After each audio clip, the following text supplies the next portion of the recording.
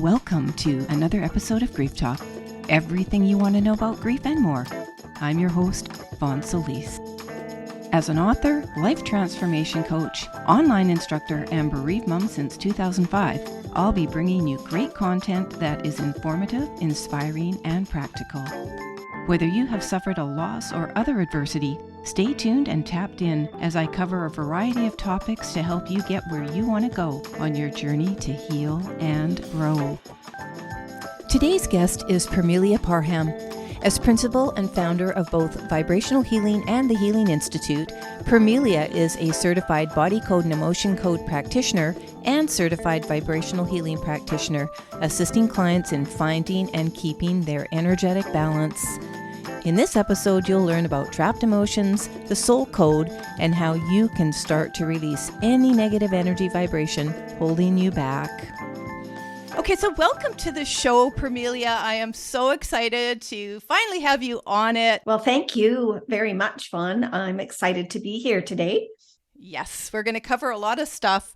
As I said in the introduction, for the audience, Permelia works as a body code and emotional code practitioner, as well as a vibrational healing practitioner. So we're going to be talking all about that kind of work today, which is in the energy field, of course. And so if you would like to just jump right in, Permelia, I thought I'm not going to do a long intro on this episode because it's pretty clear what we want to talk about. But if you want to explain a little bit about how you did come to do the work that you do, and I am fascinated, as I'm sure others are, to learn what body code and emotional code work is all about. Absolutely. Well, it's very interesting. You asked me that question, is how it came about. So I was just very curious about 20 years ago. I wasn't 100% happy in my relationship that I was in at the time, and I was searching. So I knew I had not done enough reading that I knew only I could make myself happy. Nobody else could make me happy. So I wasn't looking outside of myself. So I knew I had to do some work inside. And fortuitously, I met a woman that I ended up studying under for 8 years. And she was an energy worker, a Reiki master. She knew all about vibration and energy, which I didn't know that much about at the time. So studying under her, I learned all about that. And then that just led me on the journey towards when I was introduced to the emotion code, which is kind of the first level. That was probably 6 or 7 years ago now. It made perfect sense to me because I knew about vibration. I knew about law of attraction. I knew about the vibe you give out is the vibe you're going to get back. And I knew how about our auras and our energy field, our chakras being those, keeping those in balance and in line. And so the emotion code just made complete sense to me. Now, the emotion code is developed by Dr. Bradley Nelson, and that's kind of the first level. And then the body code is the second level. So the emotion code is looking at all the chart of 60 emotions that Dr. Bradley Nelson put together. And he calls them trapped emotions. So I kind of refer to them as balls of negative energy that can be stuck in your subconscious, but they can also be stuck in your body. And then when I started studying the body code after I'd been certified in the emotion code, it made perfect sense to me because you're looking at everything that's going on in the body. So you're looking at organs and you're looking at glands, you're looking at systems, all the systems, digestive system, immune system, nervous system. And we just kind of, when we're looking for what trapped emotion or what part of the body is being imbalanced, we just kind of zero in. So we muscle test to find out exactly what is going on and what's happening. Now, part of the process is that the client gives me, as the practitioner, permission to connect with their subconscious. So the client and I are working together with their subconscious. I'm kind of the channel. Yeah. That's why I'm very blessed that I can do this work over the phone or over Zoom. And so the three pieces, and this is why it made so much sense to me, is looking at the subconscious, which is really true to who we are. It's got all our emotions and all of our memories. And then when we muscle test, again, our muscles are very true to who we are. So people have probably seen the strong arm test where you say, or a sway test. So you say your name and your arm stays strong. And if you say a different name, your arm goes weak. Well, that's your muscles, and that's your muscles being true to who you are. And then to release the trapped emotion, because then I understood the electromagnetic field and our aura. So we actually run a magnet, and I'm doing the work because I'm my client's proxy. They've given me permission. So I run the magnet over my governing meridian. That is stronger than the trapped emotion. So we double check again with muscle testing. Did we release it? Yes, we released it. Is there anything more we need to know? You might want to find out what age you were when that trapped emotion got trapped in your body. It might be an event that you remember, and you might not remember. It doesn't matter. You don't have to. Right. If you remember the age you were, that particular event or accident or whatever happened, then it kind of makes sense to you as to why you got that trapped emotion. And there's different types of trapped emotions. So there's ones you can inherit. You inherit them from your father's side of the family, your mother's side of the family. One's called prenatal, which means something was going on with your mother when she was pregnant with you and you got the trapped emotion. I never really think that's fair, but yeah, but passed in utero, right? Yeah, exactly. Yeah.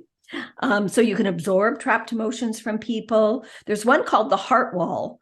And so what happens is our subconscious puts up a wall around our heart, really to protect our heart emotionally. If we get any emotions trapped in that wall, then we can have issues with all different kinds of relationships, and also success in life. So here's a question. Like basically, who wouldn't have trapped emotions? Yes, Dr. Brad says we all have hundreds of trapped emotions, and of course, the older we are, the longer we've lived. Right. So I'm just curious, really quickly. Are you familiar with the work of David Hawkins? Oh, definitely. Yes. Yeah. So he's on my bookcase. He used the muscle testing and stuff, but he was working completely, with the emotions when you're experiencing negative, like.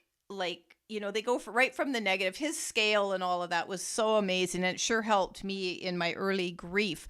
So emotions, the more positive, the higher the vibration. The lower the emotion, the more negative the feelings, the lower the vibration. And I have believed for years and years and years and years that, just like obviously your work, which we're going to be talking more about, that whatever level we are functioning at that, is the vibration.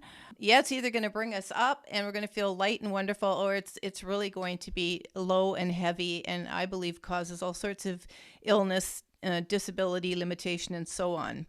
Well, and that's the law of attraction. The law of attraction is what vibration you give out is a vibration you get back. One of my good friends who teaches that all the time, he says, the law of attraction is not very smart, but it's very obedient. That vibration you're going to attract whatever vibration you have. My teacher that I studied under, she always encouraged us to think about us living at our highest level of consciousness. And she used to say, as you're only one person, but as you raise your own level of consciousness, you end up raising the level of consciousness of the world. I believe that, and I've believed that for decades. My journey started in the early 80s, around 82, and Shakti Gawain and a few others of that time were creative visualization and all of that stuff. And so that has been in my consciousness for decades. It can sometimes feel very challenging, Permelia, when we see all the trouble in the world. So what is your advice? I'll just say advice for people who may believe in this, believe in our high vibration. How can we trust that it is actually impacting the world with all the stuff we see going on in the world that just never seems to be changing away from, I know it's not all violent, but like anything else, sometimes the dark and negative feels like, I'm not saying it's true, but feels like it's overtaking the light and the goodness. So how do we trust that it's actually having an impact on world consciousness? If you can answer it. Just your own opinion and your own experience with it, you know. I just do what I can do for me. I make sure that I'm thinking as many positive things as possible. There's certain things I don't have in my life anymore because that brings my vibration down. So, for example, I haven't read a mainstream newspaper probably for over 20 years, mainly because I think most of the news is to catch people's eyes and to sell newspapers is very negative. And also the same on I'll watch maybe our local British Columbia news every now and again, but very, very rarely. And it doesn't seem to be as negative. And I think you just need to be aware of the fact that that type of negative news has a low vibration. For sure. So if you're inundated with watching it on a regular basis over and over again, that is going to bring your vibration down. We just need to do the best we can do as individuals. And, I'm still, it disturbs me when I see, places like Turkey that have all the earthquakes. It concerns me, of course, as a citizen, that Russia invaded the Ukraine, but I can't do anything other than send them love and think of, okay, the more of us who are consciously being aware of the good in the world, rather than concentrating on the negative and the evil in the world. Not to say that there's not, because I recognize that there is. And, I'm a Course in Miracles student. So the Course in Miracles says that we are in this world. We're not of this world. And as A Course in Miracles talks about, being of the world is like the bigger world, not our own smaller, right. As we can have influence in that world. You can think of it, if you're referring sort of to infinity or beyond, like it's not just exclusive to our planet. Like, we come from so much more, even though we may not exactly know or agree our origins. There's just so much more. And it's that so much more we have to believe in and function from and trust in to have these wonderful experiences in our life that I like to sometimes say others call luck, which it isn't.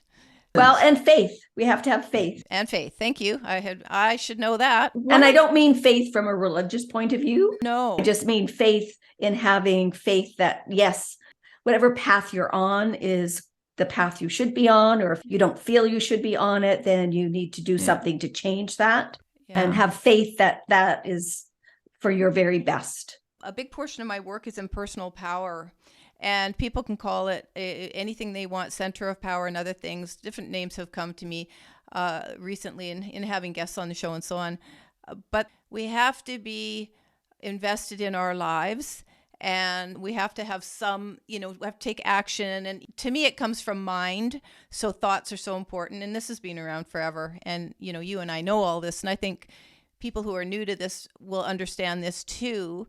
And I've always felt myself, if you can't always maintained high vibration anything, it's okay as long as you can get yourself back there when you're out of it, because we are human. And I spent a long time, and I don't know if you did, and if you have ever encountered this as a challenge in your life, but as, I'll just say, light workers, as people who have led for a long, long time and studied and, and taught and so on,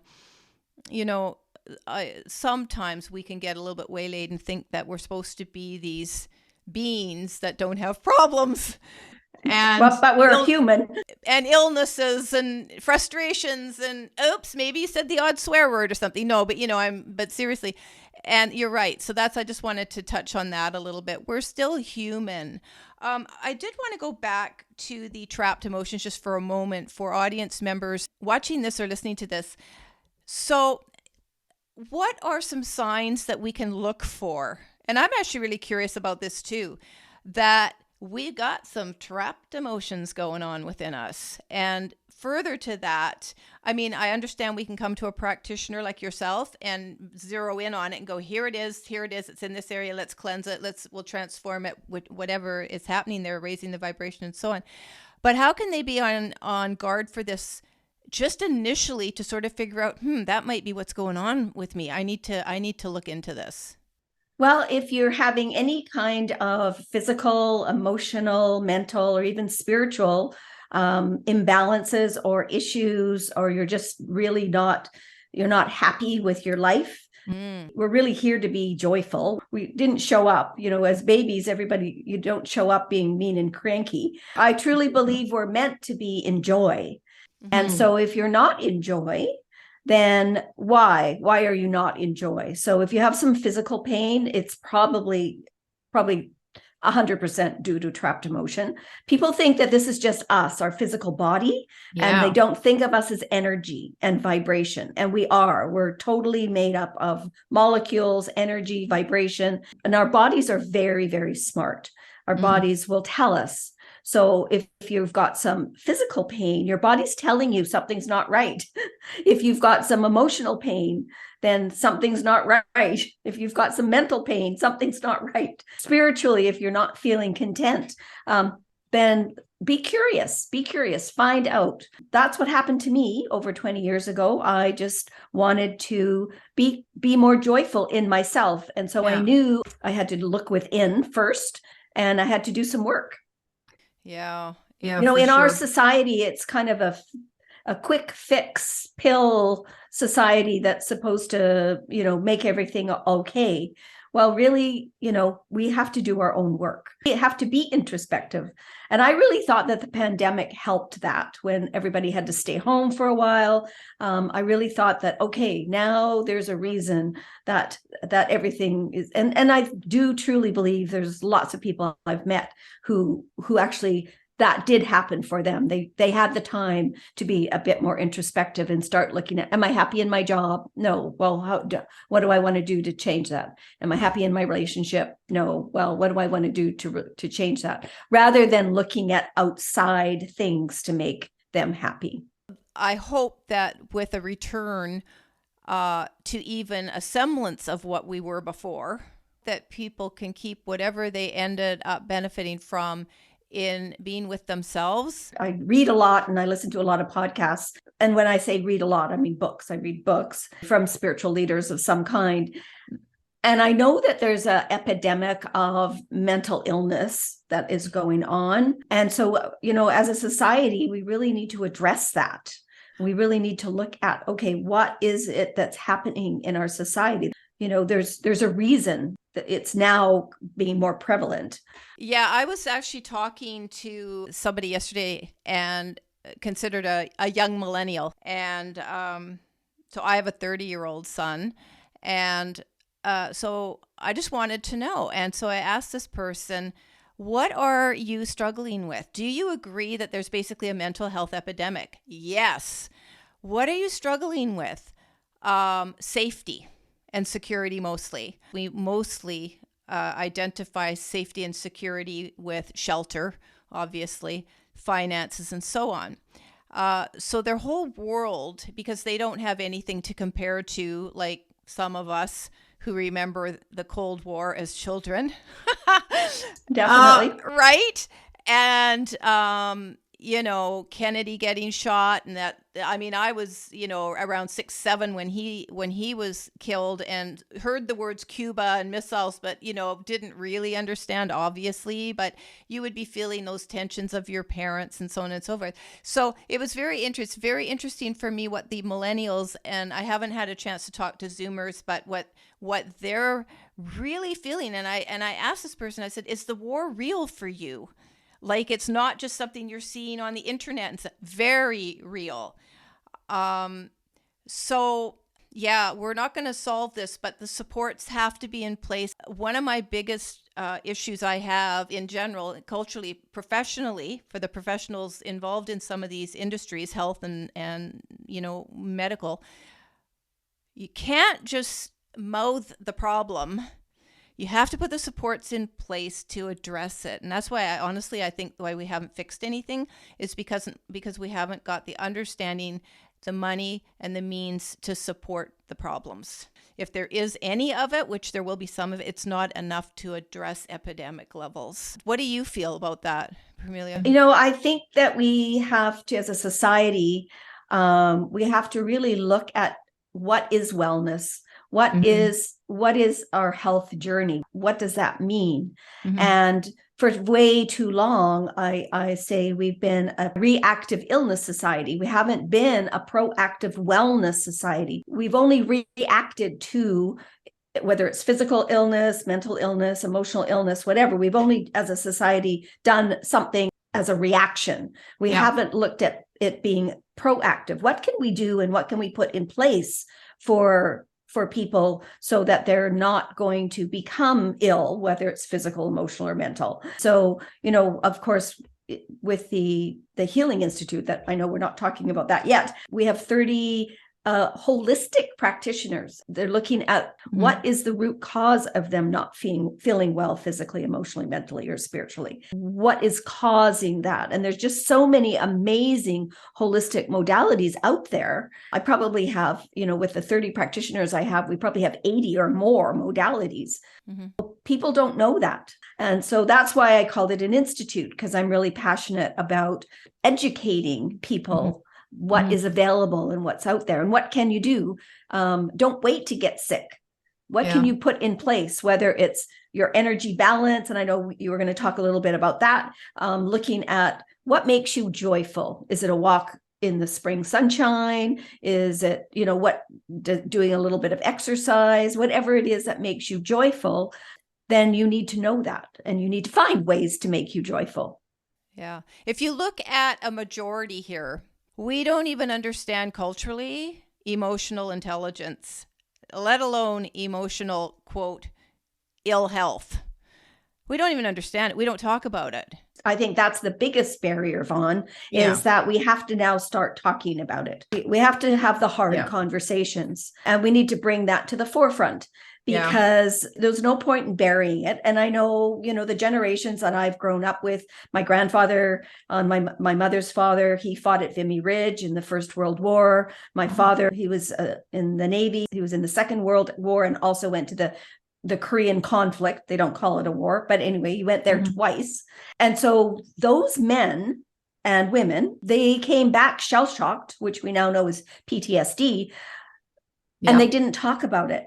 So there was behaviors that were created because they didn't speak about it, because it was too hard for them to speak about. And of course, we didn't understand how emotions work and how that could create physical issues as well as mental issues. We know way more now, but we have to be proactive. We've got to step into our power, and we need to be able to teach people how they can survive. Now, of course, we have a lot of issues and a lot of trauma and lots of anxiety that's going on, different kinds of anxiety. But, one of the things I often think about and I ask questions is, okay, what kind of TV shows do you watch? Do you watch violent TV shows? What kind of video games do you play? If you've played video games, is it, all the games that I ever see that pop up on my phone as I'm playing solitaire is something's shooting somebody at something. I worry about our generations who have grown up with that and think that that's normal. Yeah, well, just as a quick aside, they're now researchers are now actually coming up with the evidence of the first generation of babies, children, teens, etc., that have grown up with devices in their hands. And the news is not good, folks. I just want to go back quickly to Dr. Nelson's 60 Emotions. Yes. And the reason I wanted to pop back really quickly here was he referencing there to the 60 most common negative emotions that would be trapped, because I was given a list of all the emotions. And I looked at this list, and I worked with it actually in my last book I wrote. And I found that the majority of them were negative. I'm like, well, where are all the positive emotions? Where are they? And sure, there was joy and all contentment and this, that, the other. But the negatives by far outweighed the positives. This was from a psychologist. I was given this standardized emotional list. So in his 60 he takes, is that kind of like the most common negative ones that could be trapped? No, there's no positive ones. So unfortunately, but this is kind of an interesting point, do we not hold positive emotions in us? Yeah, but what he's talking about is these negative, and I call them negative balls of energy. They're the ones that play havoc with our system. If we have positive emotions, that's great. So we're going to feel better. But if we've got these negative emotions that you might not even know that this negative emotion, as I say, is running the show. Yeah. You may not know why you feel depressed. You may not know why you're feeling anxious. I'm just saying to your audience, don't just accept it. Don't just accept it, and don't just take medication, because that's only going to cover it up. Find out why. Why are you feeling depressed? Why are you feeling anxious? What is the root cause of that? So I get that, but I'm just really curious. So clearly the energy, the negative balls are transformed into something joyous and wonderful and positive. But here's the thing, because I have yet to meet anyone that can sustain and is sustaining or maintaining positive emotions all the time, yet we can negative ones. Why can't we do that yet with positive ones? The answer, we can sustain our positive outlook on our life and our positive emotions. That's what I was saying earlier. You got to find out what it is that makes you joyful. What is it? I mean, for 20 years, I've done a morning practice of meditation and yoga, and any of the, people out there that are talking about practices, they always say the morning one is very, very important. And so, I've included making sure that I felt like my energy was balanced. I know that was something we were going to talk about. I don't jump out of bed and go to my phone and start to look at my emails. I get up a whole hour early just so I can do this. So it's my practice that I have put into my life because I know it makes my life better. So it's something you have to think about. Yes. What can you do? And maybe you don't have an hour, that's fine, but give yourself at least 5 minutes or 10 minutes before you're jumping into your day. Do some kind of a meditation. Just sit, you don't even have to, chant or anything like that. Just be, we're human beings. We're not human doings. Yeah. We do all the time without being. Yeah. So you have to think about that. And as I said earlier, I'm a Course in Miracles student, so I always have something to read. Yes. So I make my tea first thing in the morning after I've done my yoga meditation. And then I start my day after I've done that introspective bit. But I do that daily, and I do it every morning because that helps me maintain my joy. How do you describe energy, Permelia? And how could a person who's new to this at any age think of themselves as energy and trust that they could get themselves at least on the path as a student to balance? Well, that's a great question. And when I was first introduced to the fact that we are made up of vibration, that is our energy, our aura, our electromagnetic field, whatever you want to call it, is all part of who we are, not just this physical body. So when I was first introduced to that, when I was studying under my teacher, it was new to me. I had never thought of me being an energetic being. And part of her teaching was how to keep our energy, our positive energy, and how to keep ourselves in balance. And what does that mean? Balancing your energy. Well, you can do a chant, or you can do what you do in the morning. You have something that you say. It's a practice. That's why it's called a practice. So whatever works for you, just make sure that you've incorporate that into your life. And when you do that on a regular basis, you feel more grounded. And what I mean by grounded is that you feel more in balance. Those fluctuations of emotion, I'm still human. So something could come along and I might go, oh, well, Yeah. That's Yeah. annoying me. Why is that annoying me? But now I ask the question, why is that annoying me? I just don't get annoyed for the rest of the day and be angry at everybody. I'm like, okay, now I need to know what was it that actually triggered that and is making me feel annoyed. So again, that's why I'm saying, be curious, ask the questions, think about, whatever the answer might be. It could be something that you triggered from something that happened in your childhood, but at least you know what it's about. We can get out of balance, like we're human beings. But, as my friend that does the law of attraction, he says, but just do it for a short time. And we know if we talk to somebody who's, you say you're complaining about something, and then you're talking to your friend or a neighbor and they're complaining about something. Well, before you know, you've got this complaining loop going for like another hour. So just be conscious of that. Just be conscious of that negative energy that you're expressing. I mean, sometimes we need to get it off our chests. That's okay. But, be conscious of what else is going on at the same time. Really well said. And, as simple as this sounds, we do have a choice the way that we want to respond or react to our situations, the people in our lives, and so on. We live in a duality of almost everything, and certainly choosing to be positive or negative, feel angry or, not angry, accepting. We have full control over how we want to choose to be in our bodies, our minds, and our emotions. Would you agree with that, Permelia? Yeah, absolutely. One of my aha moments when I first started studying energy and vibration was to come to the terms that whatever I attracted to myself, negative or positive, was my own responsibility. And that was huge for me because I couldn't blame anybody else. I couldn't blame my parents. I couldn't blame, ex-husbands. I couldn't blame anybody. I was like, okay, so if that's the case, is whatever I'm attracting to me, positive or negative, positive, great. We love to have positive stuff. Well, what if it's negative?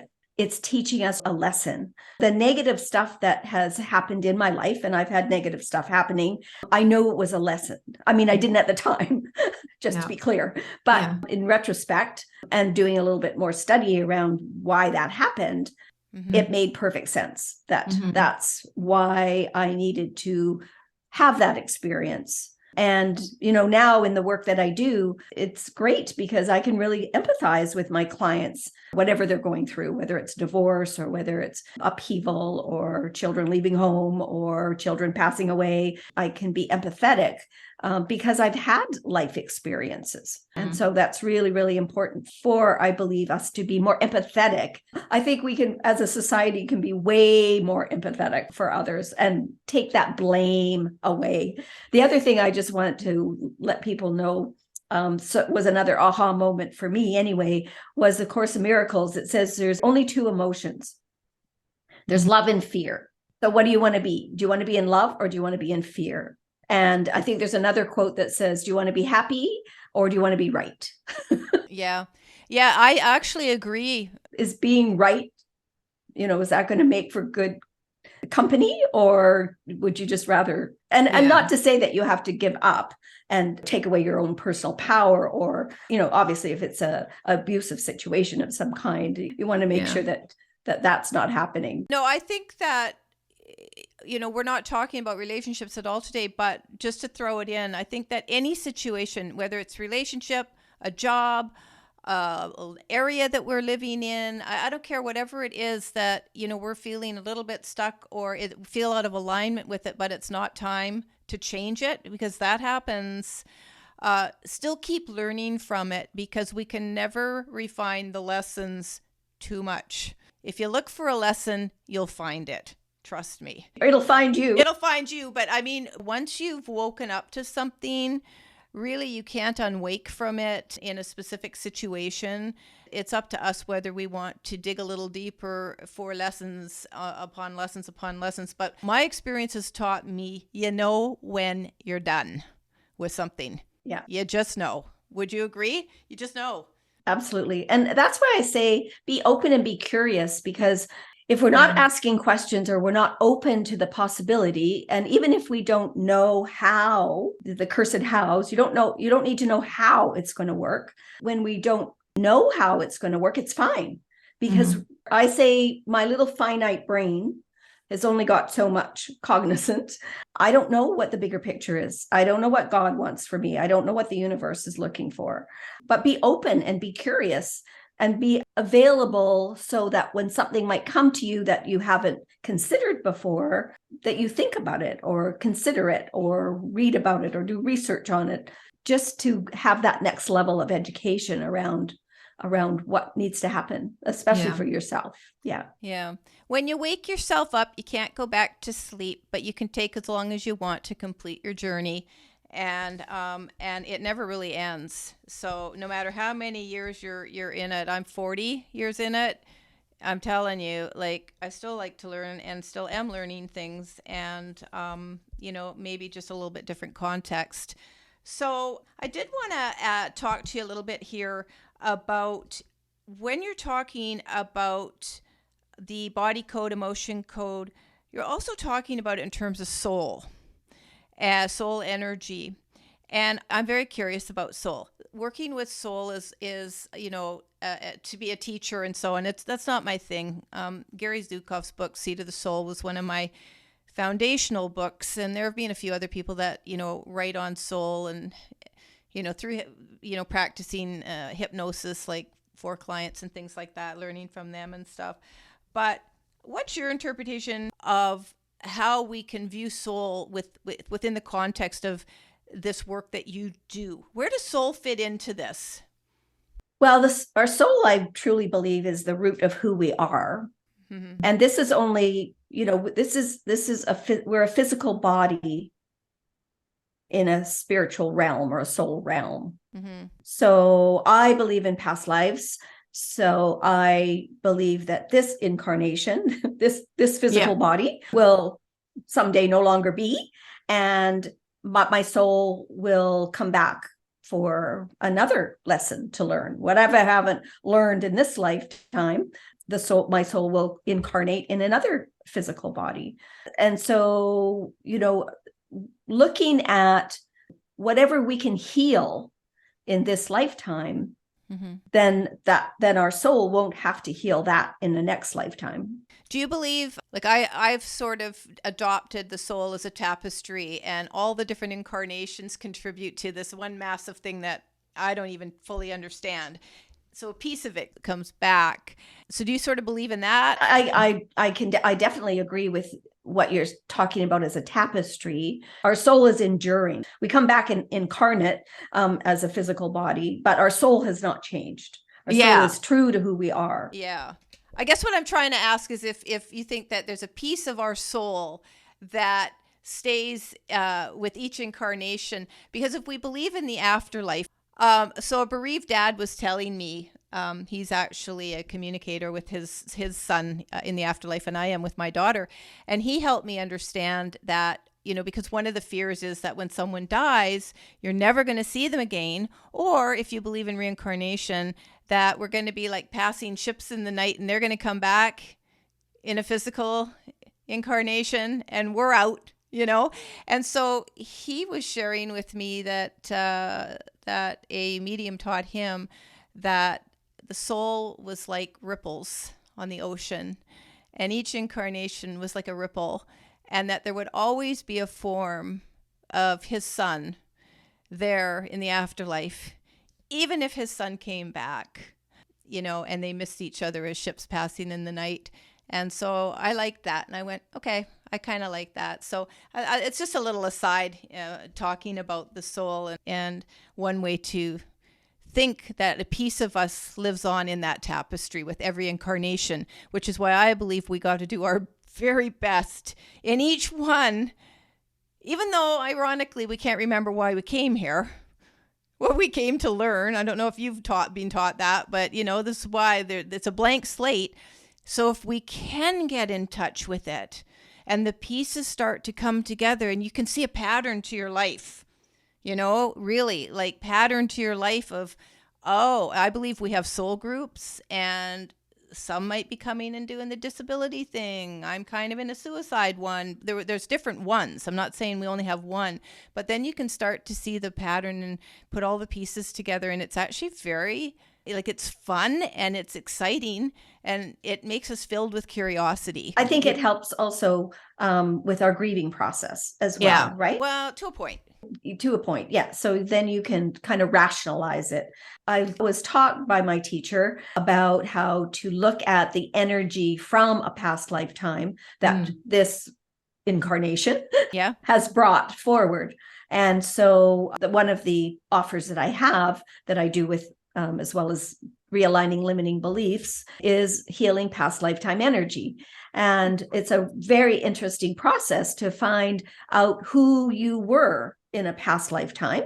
And you can be, you were female in this lifetime. We could have been a male in a past lifetime. And who you're interacting with in this lifetime, whether it's positive or negative, did you have interaction with that person in a past lifetime?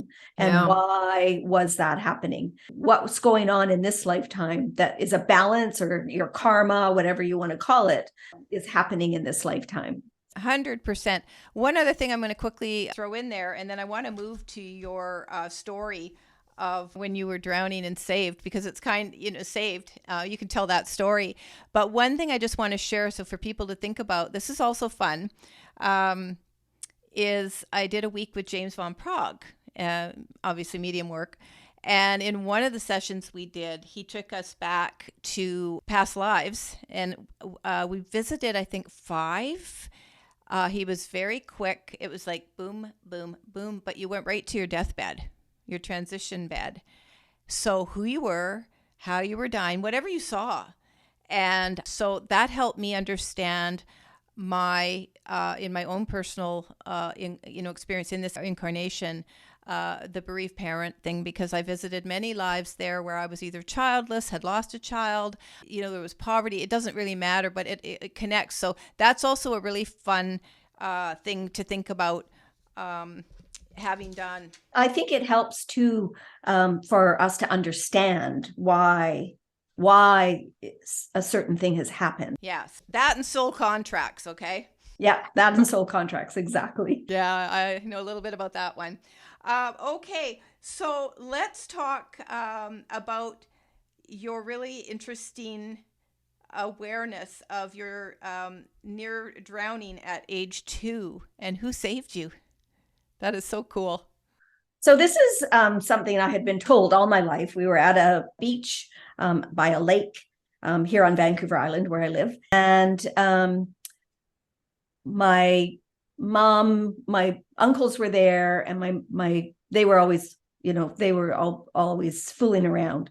And so they were going to throw my mom into the lake. And so they, had her, she was very tiny. So they were able to pick her up and, toss her into the lake.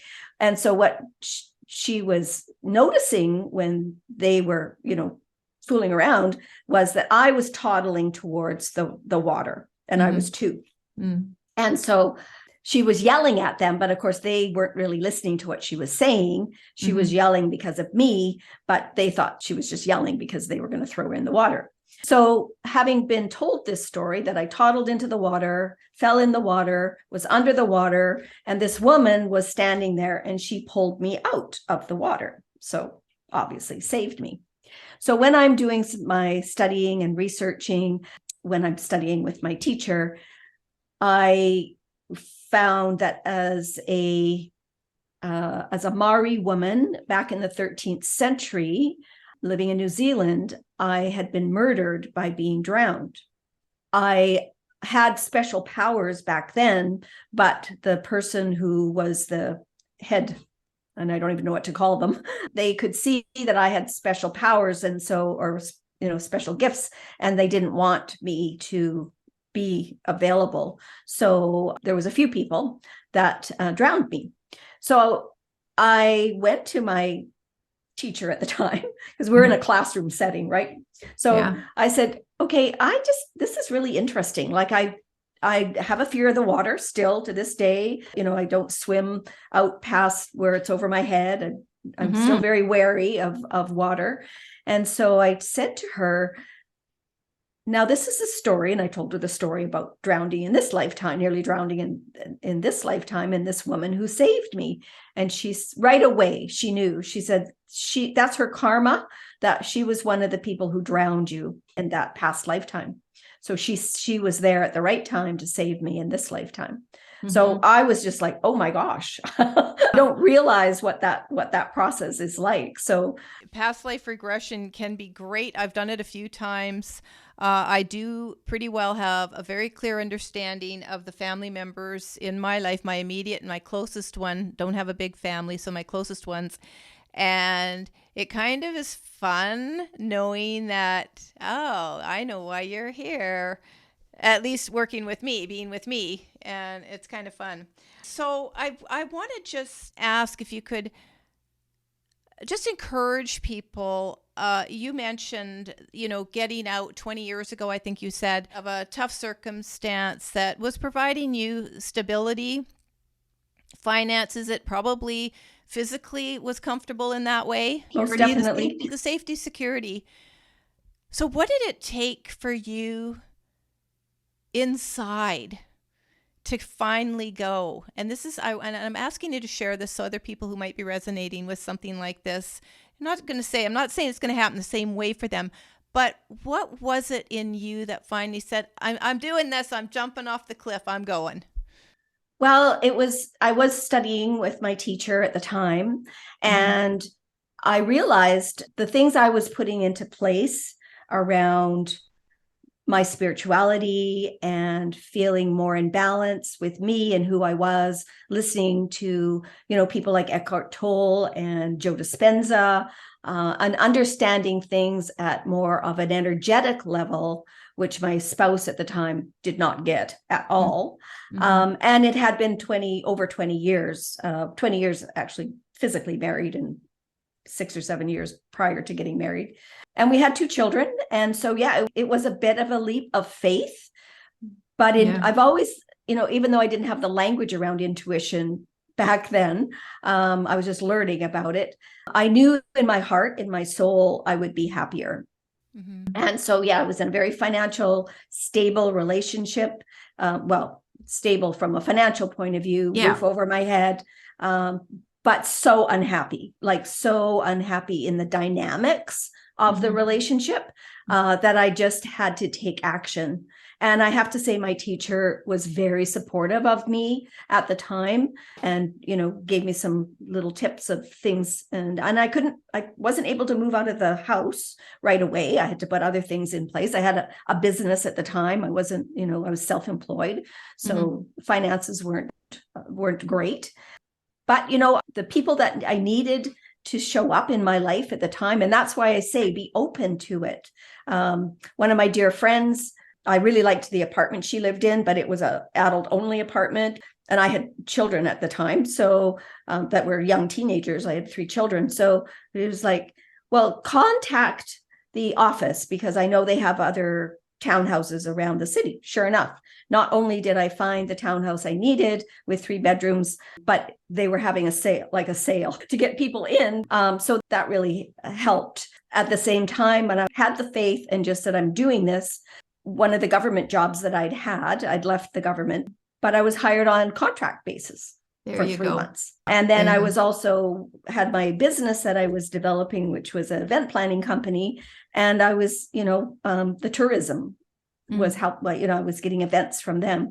So I was just very grateful that I listened to my intuition, and that I listened to really what was going on in me and how it was going to make me a happier and more joyful person, because I wanted to be happy and joyful for my children. I didn't want to be in this depressed state where I was just miserable all the time. And I wasn't, miserable all the time, 100%. I knew I could be happier and I could be more joyful.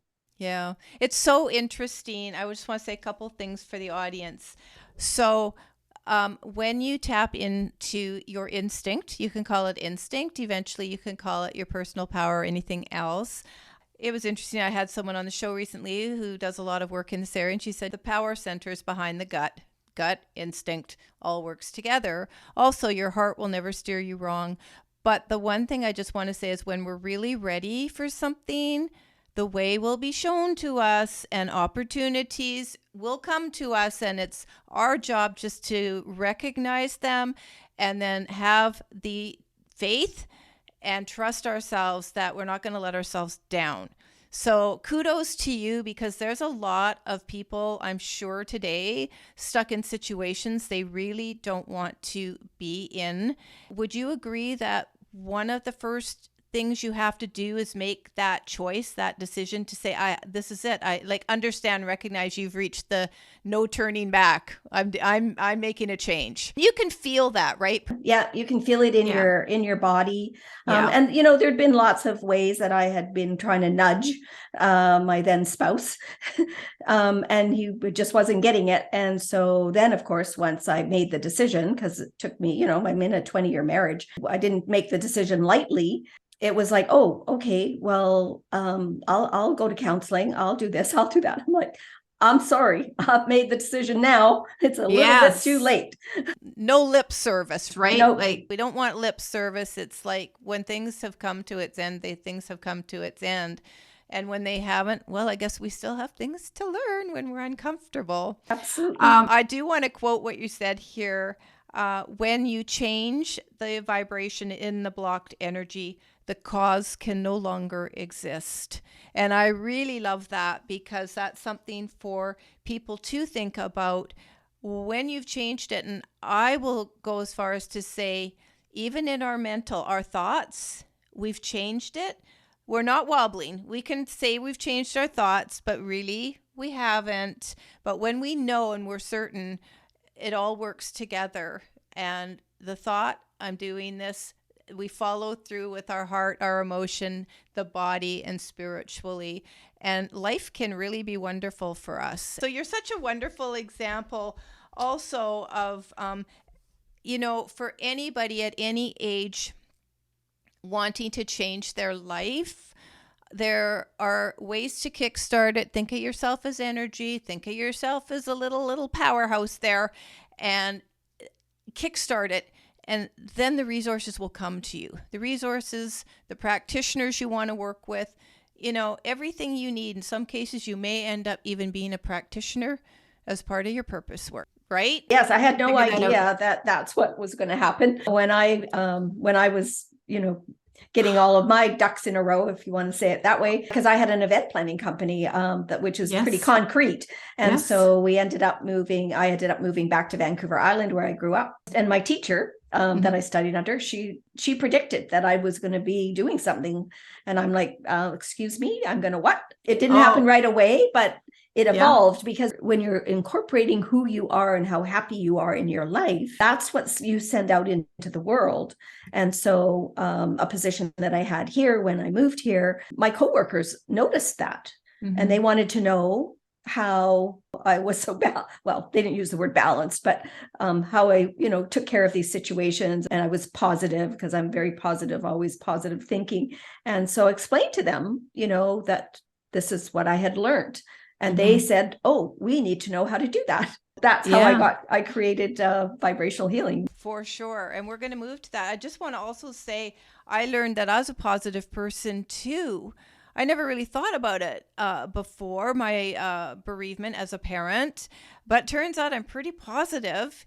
And so you can still be positive even when you're going through some negative emotions and stuff. And for me, it's always, okay, what's the upside? What's the solution? And so after a while, I realized, there's a pattern here. You're a pretty positive person. That doesn't mean we don't have struggles. It just means that's what we mostly function from. And what we mostly function from is what's going to set our vibration. And we want a high one. I'd like to end this, Permelia, with you speaking a little bit about the Healing Institute. What's your vision for it, the world, and also if you could address if you're inviting practitioners to contact you to be part of it. Yes, thank you so much, Fawn. Yes. So the Healing Institute has developed from actually because of the pandemic. So when I started to be part of these online networking groups, I realized I was meeting holistic practitioners all over the world. And I really believe that we need to be more proactive around our wellness. And again, that's why I called it an institute, because I really want to educate people. And we've talked a lot about how to educate over this last hour. So I opened it up. I started creating it over a year and a half ago on all these networking platforms that I was on. Just so that you know, there's quite a few, and they're amazing for entrepreneurs to come together and stay together. And it's not just that you have a presenter, you also get to break out into what they call, well, I call them Zoom rooms. So then you get to meet 3 or 4 people kind of one-on-one. And then if you want to have a further dialogue with them, you can connect with them, usually on LinkedIn. Just about everybody's on LinkedIn. I started to make these contacts with practitioners all over the world. And I said to them, if you had a platform, and this is what the Healing Institute is, it's a virtual platform consisting of holistic practitioners. And yes, I am looking for more. And we represent 8 countries at the moment. Okay. So if you had a platform and clients were coming to that platform, would that be something you'd be interested in? And of course, as a practitioner, you know, that's our biggest challenge, is getting clients. So the Healing Institute is that kind of a platform for clients to find us, to connect with a practitioner, to connect with the modality that they want. They want to have a session and pay for the session. And then it's part of this virtual global platform. We have so many modalities, like over 80 probably modalities right now. And so that's why I'm out in the world doing some marketing to let people know that they can come to the website and find that modality and connect. And I've vetted all of the practitioners, just so people know, like, you just don't show up and be on the platform. Right. So I have an onboarding questionnaire that's 8 pages long, gives me an idea about who you are. So there is a button on the website that's got practitioner on it. You can click on that and send me the information about your modality, where you are in the world, and I will connect with you. We'll have a Zoom call and talk about, you know, is this a right fit? Because that's the other thing, is it has to be a win-win for everybody. It has to be a win for the practitioner, for the client, and obviously for my company. Everyone so far that I've interviewed is heart-centered. Everybody cares about the client. The client is first and foremost. So even so far as if a client comes to me for body code work and I think, oh my goodness, they could really utilize this practitioner and this practitioner, or maybe 3 or 4, we as practitioners would get together and have a discussion, put a plan together and give it back to the client. So for the client, it's one-stop shopping. That's the advantage for people. And for the practitioner, it's, you know, it's another way of getting clients. It sounds pretty progressive and wonderful, given that it's virtual, global. So anybody watching this or listening to this that is interested, you can contact Permelia about the Healing Institute and more information for onboarding. It is thehealinginstitute.com, isn't it? Yeah, just so people realize, you know, you think, oh, you can do energy work over Zoom. Energy is energy. And yes, even Reiki. I have some practitioners that do Reiki over Zoom. My vision is to reach out into the world so that we become a wellness society, and we assist people on their wellness journey. And we're there for people to be well and stay well. I love that. You can tell it's so authentic. I just love that so much. Now, are you also working with clients one-on-one yourself? And yes, they can reach you at vibrationalhealing.ca. I'll have the links to all of that below for you as well, Permelia. So is there anything else that you wanted to leave with the audience before we close this episode out? Well, I just want to say thank you so much, Fawn, for the introduction to your community. I greatly appreciate the fact that I get to hang out with you, and you know, to your audience, as I've said before, just be curious.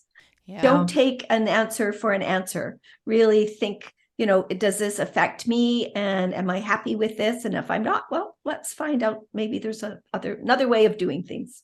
Yeah. Life will reach you when it needs to. I'll tell you that, like the changes to the waking up, I guess I should say. It'll reach you when it needs to, if you're going to wake up in this incarnation. And I can't imagine not waking up in this incarnation. I cannot imagine it. Okay. Well, thanks again so much, Permelia. It's been so informative and I've learned some stuff too. And I just am so grateful for the time you've spent with me. So thanks again. You're so welcome.